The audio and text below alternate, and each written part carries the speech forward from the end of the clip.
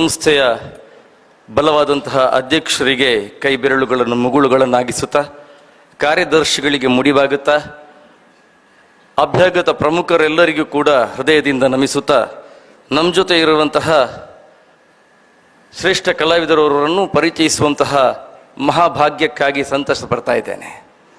ಕಲಾಚೇತನವಾಗಿ, ಕಲಾನಿಕೇತನವಾಗಿ, ಕಲಾ ಬ್ರಹ್ಮಾಂಡದ ಹಂಸವಾಹನವಾಗಿ, ನಾದ ವಾಂಗ್ಮಯದ ರಸದೌತಣವನ್ನು ನೀಡುತ್ತಾ, ಚಿರಂತನ ಕೀರ್ತಿಯ ಗಾನ ಬೃಂದಾವನವಾಗಿ, ಗಾನ ಭಾಮೆಯ ಅಮಲಾಭರಣವಾಗಿ, ಗಾನ ಕಲೆಯ ರಾಗಾಭಿವ್ಯಕ್ತಿಯ ವಿಸ್ತರಣವಾಗಿ, ರಸಭಾವಗಳ ರಂಗ ರಸಾಯನವಾಗಿ, ಅಸಾಧಾರಣ ಪ್ರತಿಭಾ ಪ್ರಭೆಯ ಚಿಗುರೊಡೆದ ಚಿತ್ಪ್ರಭಾನಂದದ ಹೂರಣವಾಗಿ, ಸೊಗ ಬಿಗುವಿನ ನೃತ್ಯ ಕಾಶಿಯ ಗಂಗಾವತರಣವಾಗಿ, ರಸಿಕ ಜನ ಮಂದಾರವಾಗಿ, ರಮ್ಯ ಸದ್ಗುಣ ಸಂಪನ್ನೆಯಾಗಿ, ವಿಮಲ ವಿಖ್ಯಾತಿಯ ಕಮಲ ಮನಸ್ಸಿನ ಕಮನೀಯ ರಮಣೀಯ ಶ್ರವಣೀಯ ಮನನೀಯ ಅಭಿನಯದ ಮಾನಸಿ, ಗುಣಗಂಭೀರೆಯಾಗಿ ಸುಮನಸ್ಸಿನ ಸುಹೃತ್ ಮಿಲನದಲ್ಲಿ, ಸಾರಸ್ವತ ಸಾನ್ನಿಧ್ಯದಲ್ಲಿ, ಸಹೃದಯರ ಸವಿನಯ ಧ್ಯಾನ ಮಿಲನದಲ್ಲಿ ಅವರನ್ನು ಸನ್ಮಾನಿಸಲು ಸಾದರ ಸಂತೋಷಿಸುತ್ತಿದ್ದೇವೆ.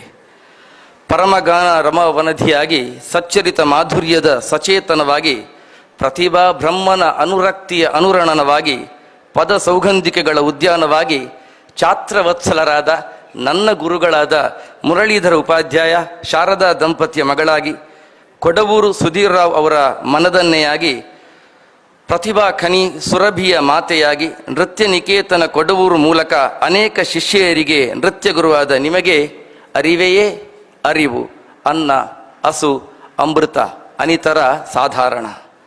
ಸಂಗೀತ ಮತ್ತು ಸಾಹಿತ್ಯ ಸರಸ್ವತಿ ಮಾತೆಯ ಎರಡು ಪವಿತ್ರ ಪಯೋಧರಗಳೆಂದು ಭಾವಿಸಿ ಅದರ ಅಮೃತಪಾನವನ್ನು ಮಾಡುತ್ತಾ, ನಾಟಕ, ನೃತ್ಯ, ಚಲನಚಿತ್ರ ರಂಗದಲ್ಲಿ ತಮ್ಮದು ಗರುಡ ಚೇತನದ ಗತಿಗಮನ.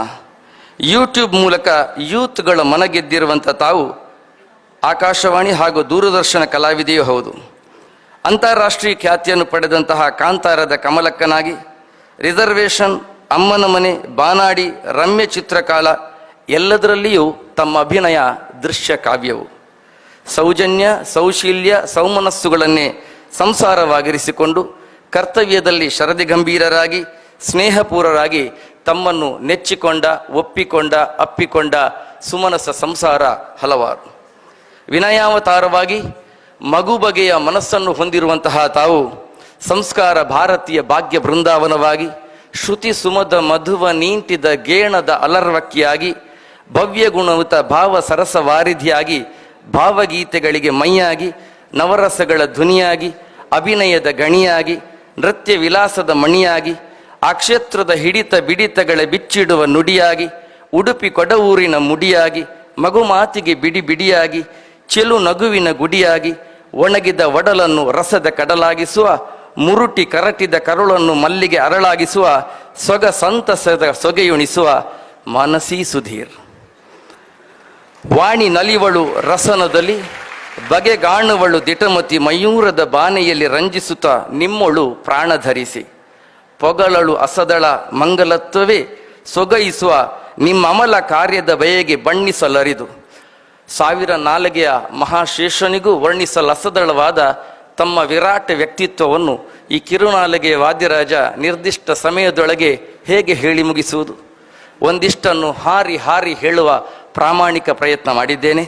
ಈ ಸಂಸ್ಥೆಯಲ್ಲಿ ಚೈತನ್ಯವನ್ನು ಅಂತರ್ಯಾಮಿ ಆಗಿರಿಸಿದ ಈ ಚೇತನದ ನಡುವೆಯಲ್ಲಿ ಇಲ್ಲಿಗೆ ಬಂದು ಈ ಕಾರ್ಯಕ್ರಮದ ಉದ್ಘಾಟನೆ ಮಾಡಿದಂತಹ ನಿಮಗೆ ಅಭಿನಯ ಶಂಕರಿ ಎನ್ನುವಂತಹ ಪದ ಪುಷ್ಪಾಂಜಲಿಯನ್ನಿತ್ತು ಸುಕೃತ ಭಾಜನರಾಗುವ ಹಿರಿಯಾಸೆ ನಮ್ಮದು.